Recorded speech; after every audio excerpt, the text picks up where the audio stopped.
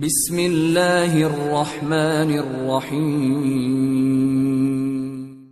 حماد ایک جنگل کے اندر دور دور تک پھیلی ہوئی کٹی پٹی زمین میں اپنے لشکر کے ساتھ رکا ہوا تھا کہ ہانسی شہر کی فصیل سے جلتے پروں کا تیر فضا میں بلند ہو کر سرنگو ہو گیا۔ حماد سمجھ گیا کہ قاصد شہر میں پہنچ چکا ہے، لہٰذا اس نے بھی جلتا ہوا ایک تیر فضا میں چھوڑ دیا۔ یہ نصرت الدین کو اشارہ تھا کہ میں دشمن پر حملہ آور ہونے لگا ہوں۔ اس کے ساتھ ہی حماد اپنے لشکر کے ساتھ حرکت میں آیا اور جنگل سے نکل کر وہ بڑی تیزی سے اپنے دشمن کی طرف بڑھنے لگا تھا۔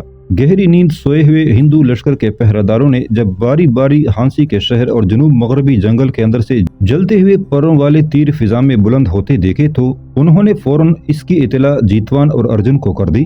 ان دونوں نے اس واقعے کو کوئی اہمیت نہ دی اور پہرےداروں سے کہہ دیا کہ یوں ہی کسی روشن تیر کو دے کر گہری نیند سوئے ہوئے لشکر کو جگانا حماقت ہے۔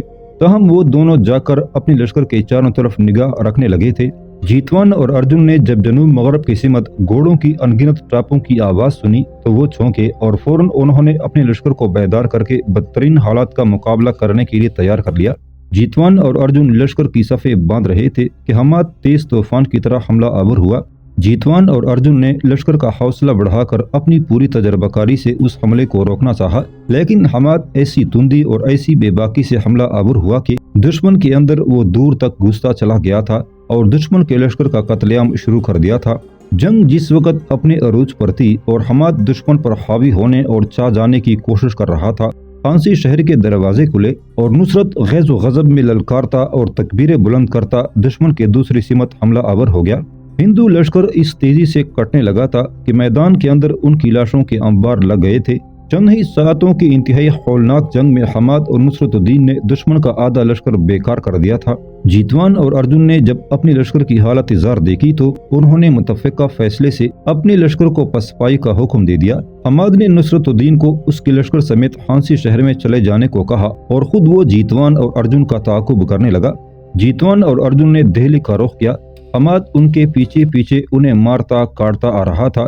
دہلی پہنچ کر جیتوان اور ارجن نے جب دیکھا کہ قطب الدین نے شہر کا محاصرہ کر رکھا ہے تو وہ اپنے شکست خوردہ لشکر کے بچے کچے سپاہیوں کو لے کر نہر والا کی طرف بھاگ گئے تھے۔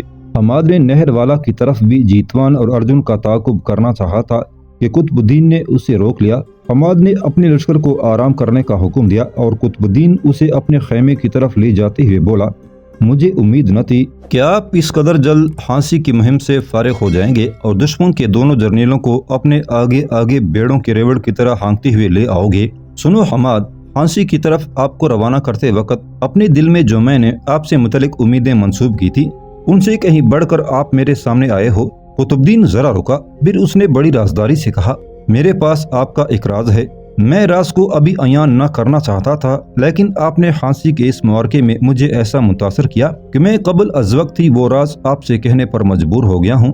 سنو حماد، ترائن کی دوسری جنگ میں آپ نے کان ڈیرائے اور پتورا کو قتل کیا، دشمن کے ہاتھیوں پر کاری ضرب لگائی اور پھر دشمن کی پشت سے حملہ کر کے آپ نے اسلامی لشکر کی فتح کو یقینی بنا دیا تھا۔ آپ نے اپنے ذہن میں یہ ضرور سوچا ہوگا کہ میں نے اس قدر جذب و ہمت سے جنگ کی اور سلطان نے اس کی تعریف میں آپ سے ایک لفظ تک نہ کہا۔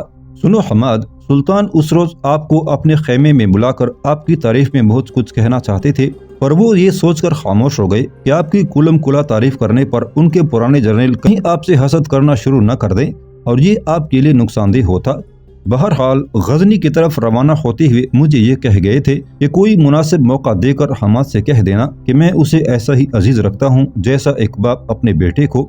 سلطان نے کہا تھا، حماد سے کہنا ترائن کی جنگ میں آپ مرکزی کردار تھے اور آپ کے جان فروشانہ معرکوں کو سلطان کبھی فراموش نہ کر سکیں گے۔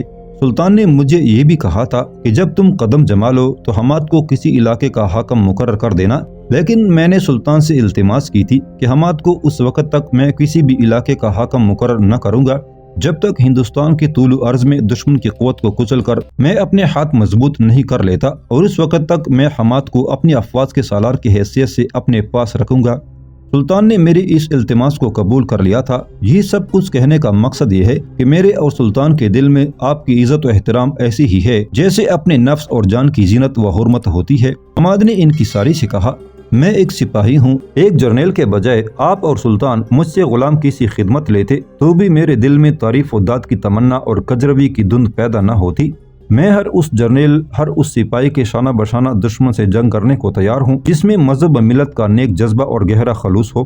قطب الدین خیمے میں آ گیا تھا۔ اس نے وہاں کھڑے ایک سپاہی کو کھانا لانے کے لیے کہا۔ خود وہ حماد کا ہاتھ پکڑ کر اندر چلا گیا اور دونوں بیٹھ کر دہلی کا محاصرہ سخت کرنے اور اسے جلد فتح کرنے کے متعلق گفتگو کرنے لگے تھے۔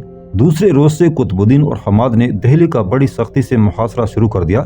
اس کے علاوہ انہوں نے شہر پناہ کا مغربی دروازہ توڑنے کی کوشش بھی شروع کر دی تھی۔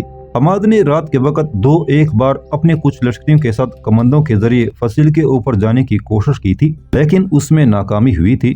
اوپر سے اس قدر زہریلے تیروں کی باڑ ماری جاتی تھی کہ نقصان کا اندیشہ تک لگانا مشکل ہو جاتا تھا۔ اب قطب الدین اور حماد نے مشورہ کر کے یہ طے کیا تھا کہ شہر کو فتح کرنے کے لیے 2 عملی اقدامات اٹھائے جائیں۔ ایک تو شہر پناہ کا مغربی دروازہ توڑنے کی کوشش کی جائے، دوسرے فصیل کا کوئی کمزور حصہ دے کر اسے گرانے کی کوشش کی جائے۔ اس مقصد کو حاصل کرنے کے لیے لکڑی کے بڑے بڑے چجے تیار کیے گئے جن کے نیچے رتوں کے پہیے لگا دیے گئے تھے۔ پہلے ان چجوں کو دھکیل کر آگے لایا جاتا، پھر ان کی اوٹ میں سپاہی شہر کی فصیل کو توڑنے کا کام شروع کرتے۔ دشمن فصیل کے برجوں کے اندر سے اندھادھند تیر مارتے، لیکن ان لکڑی کے چجوں کی وجہ سے اسلامی لشکر کا کوئی نقصان نہ ہوتا۔ دہلی کے راجہ نے جب دیکھا کہ اس نئے طریقہ جنگ سے مسلمان شہر پناہ کا کوئی نہ کوئی حصہ گرانے میں کامیاب ہو جائیں گے تو اس نے ہتھیار ڈال دیے اور شہر قطب الدین کے حوالے کر کے امان کا طلبگار ہوا۔ قطب الدین نے دہلی پر قبضہ کر لیا اور کوہرام کے بجائے اس نے دہلی کو اپنا مرکزی شہر بنا لیا۔ شہر پر قبضہ کرنے کے بعد شہر کے اندر قطب الدین نے جامع مسجد کی بنیاد رکھی اور تیزی سے اسے مکمل کرنے کے انتظامات کرنے لگا۔ دہلی کی فتح کے بعد قطب الدین ہندوستان کے ایک وسیع علاقے پر چھا گیا تھا، تاہم اس فتح کا ایک اور رد عمل بھی ہوا۔ ہندوستان کے سب چھوٹے چھوٹے راجے بنارس کے راجہ جے چند کے گرد جمع ہونے لگے۔ جے چند کا اس اجتماع سے حوصلہ بڑھ گیا اور وہ مسلمانوں کے خلاف زبردست جنگی تیاریاں کرنے لگا۔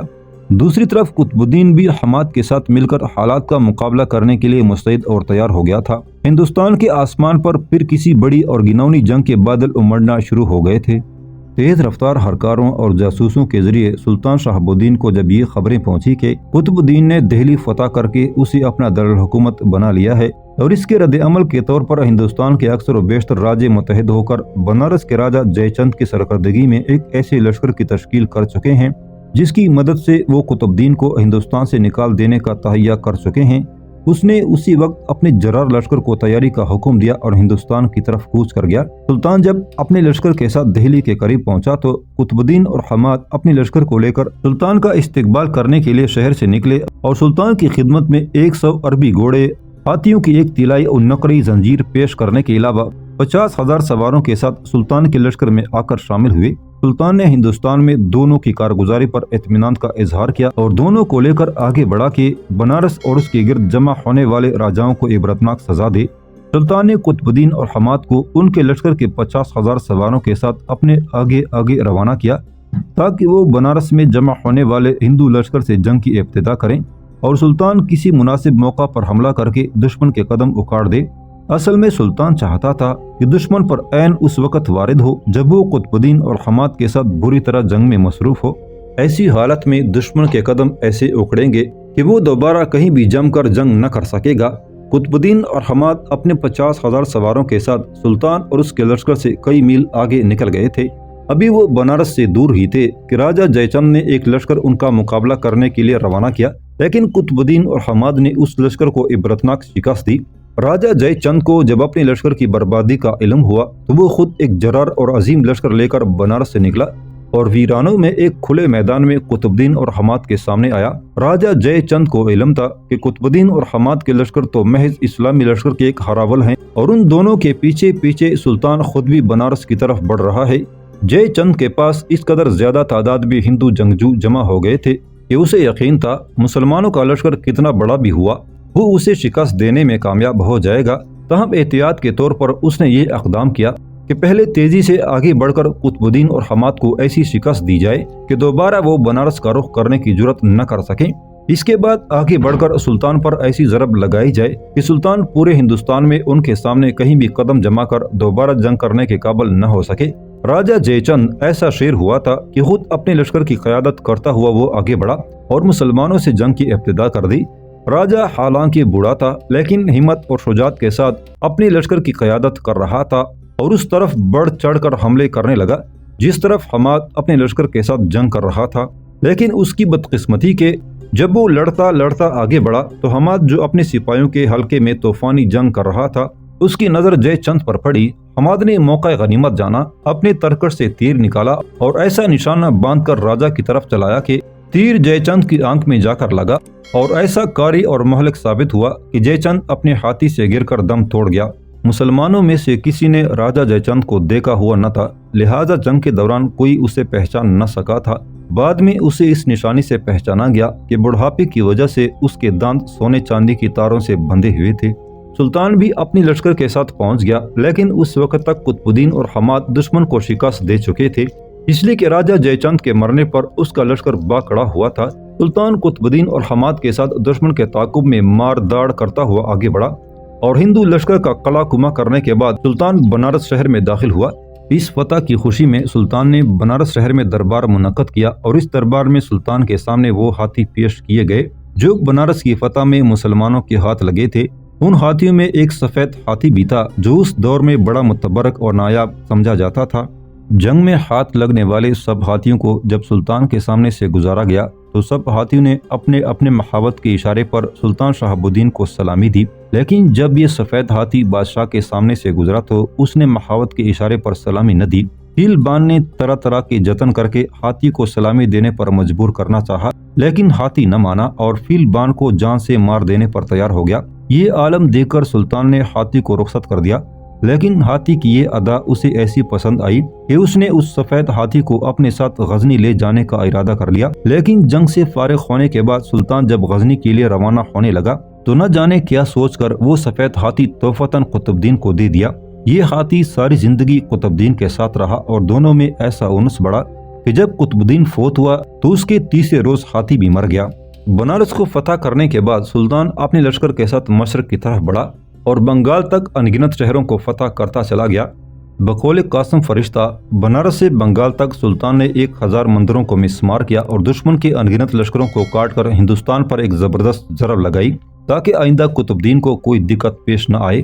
یوں ایک طرح سے سلطان نے قطب الدین اور حماد کے ساتھ مل کر ہندوستان کے نامور راجاؤں کی قوت کو کچل کر رکھ دیا تھا۔ جب سلطان نے دیکھا کہ اب ہندوستان کے راجے ضرر رسان نہیں رہے تو وہ جنگ میں حاصل ہونے والی دولت کو سمیٹ کر اپنے حصے کے لشکر کو لے کر غزنی کی طرف روانہ ہو گیا تھا۔ ان جنگوں میں سلطان کے ہاتھ اس قدر دولت اور جواہرات لگے تھے کہ سلطان جب غزنی کی طرف روانہ ہوا تو یہ دولت 4000 اونٹوں پر لدی ہوئی تھی۔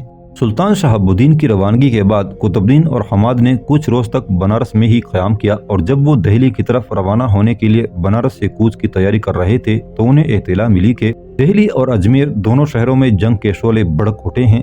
مشہور راجپوت سردار چتر رائے نے ایک عظیم تربیت یافتہ لشکر جمع کر کے دہلی پر حملہ کر دیا ہے۔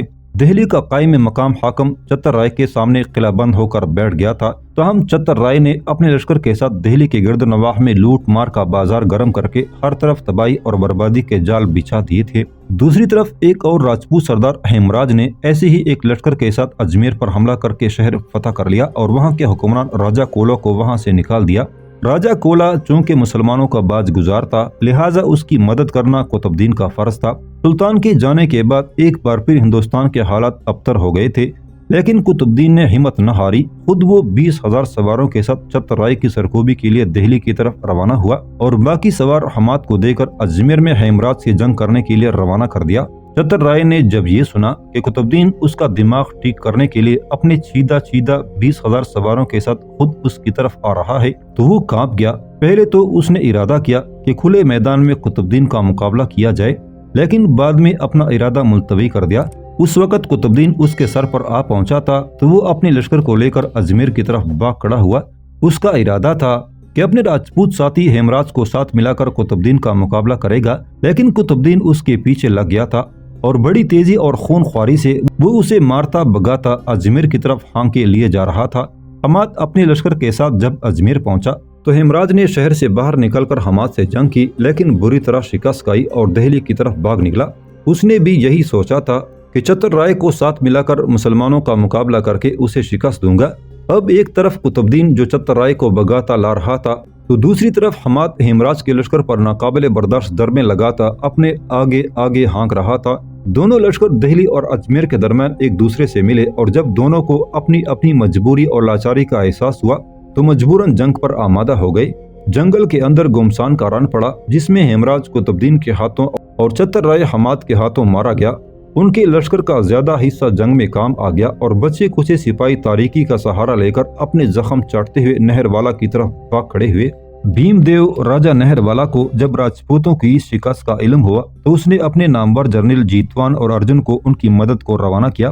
نہر والا کے قریب ہی ایک بار پھر راجپوتوں نے قطب الدین سے جنگ کی جس میں ہند کا عظیم سپہ سالار جیتوان ایک گمنام مسلمان سپاہی کے ہاتھوں مارا گیا اور بقیت السیف لشکر کو لے کر ارجن نہر والا کی طرف بھاگ گیا تھا۔ قطب الدین اور حماد دہلی کی طرف کوچ کر گئے تھے۔ قطب الدین نے دہلی میں کچھ عرصہ ہی قیام کیا تھا کہ اسے اطلاع ملی ہندوستان کے سب راجپوت راجہ نہر والا کے پاس جمع ہوئے ہیں۔ راجہ نے ارجن کو اپنا سپہ سالار بنا لیا تھا اور مسلمانوں کو برباد کرنے کے لیے اس نے پیشاور جنگجو راجپوتوں کا ایک زبردست لشکر تیار کر لیا تھا۔ ایسا طاقتور اور جرار لشکر اس سے قبل قطب الدین سے جنگ کرنے کے لیے کسی بھی راجہ کے پاس جمع نہ ہوا تھا۔ یہ لشکر نہر والا سے نکلا اور اجمیر کی طرف روانہ ہوا۔ انہوں نے قسم کھائی تھی کہ اجمیر کو فتح کر کے وہاں اپنی حکومت قائم کریں گے اور ہر صورت میں اسے مسلمانوں کے تسلط سے آزاد کرا کے رہیں گے۔ قطب الدین اور حماد بھی اپنی لشکروں کو لے کر نکلے اور اجمیر سے دور ہی انہوں نے دشمن کا راستہ روک لیا۔ راجپوتوں کے ساتھ گمسان کا رن پڑا تھا۔ بدقسمتی سے جب جنگ اپنے عروج پر تھی قطب الدین کا گھوڑا زخمی ہو کر گر پڑا اور قطب الدین بری طرح زخمی ہو گیا تھا۔ زمین پر گرنے کے بعد قطب الدین اٹھ نہ سکا تھا۔ مسلمان سپاہیوں نے سمجھا شاید ان کے امیر جنگ میں کام آ چکے ہیں، لہٰذا ان کی ہمت جواب دے گئی اور وہ پسپا ہونا شروع ہو گئے۔ حماد بھی قطب الدین کے قریب ہی جنگ کر رہا تھا۔ اس نے قطب الدین کو زخمی حالت میں گھوڑے سے گرتے ہوئے دیکھ لیا تھا۔ وہ برق شرارے کی مانند لپک کر آگے بڑھا اور قطب الدین کو اٹھا کر اپنے گھوڑے پر بٹھا لیا اور اسے دشمن کے حلقے سے باہر نکال کر لے گیا۔ حماد جس وقت زخمی قطب الدین کو لے کر ہندوؤں کے زور سے دور جا رہا تھا، ارجن اس کی طرف بڑھا اور اسے للکارتے ہوئے کہا، میں نے سنا ہے تم ہی حماد بن خلدون ہو۔ سنو، میرا نام ارجن ہے اور میں رتنا کا منگیتر ہوں۔ اگر تم میں جرت اور ہمت ہے تو آؤ میرے ساتھ مقابلہ کرو۔ یاد رکھو تم نے رتنا کو نیشاپور لے جا کر جو گناہ کیا ہے میں تمہیں اس کی سزا ضرور دوں گا۔ حماد نے ارجن کی طرف کوئی دھیان نہ دیا اور نہ ہی وہ اس کے مقابلے پر آیا، کیونکہ اس کے سامنے اول کام زخمی قطب الدین کو میدان جنگ سے باہر نکال لے جانا تھا، لہٰذا وہ اپنے گھوڑے کو سر پر دوڑاتا ہوا دور چلا گیا۔ ارجن نے اسے حماد کی بزدلی جانا اور زیادہ قوت کے ساتھ مسلمانوں پر حملہ کرنے کا حکم دے دیا۔ اب تر صورتحال کو دیکھ کر حماد نے اپنے لشکر کو پسپا ہونے کا حکم دیا اور بھاگ کر اجمیر شہر میں قلعہ بند ہو گیا۔ ارجن اس کا تعاقب کرتا ہوا آیا اور اجمیر کا محاصرہ کر کے بیٹھ گیا۔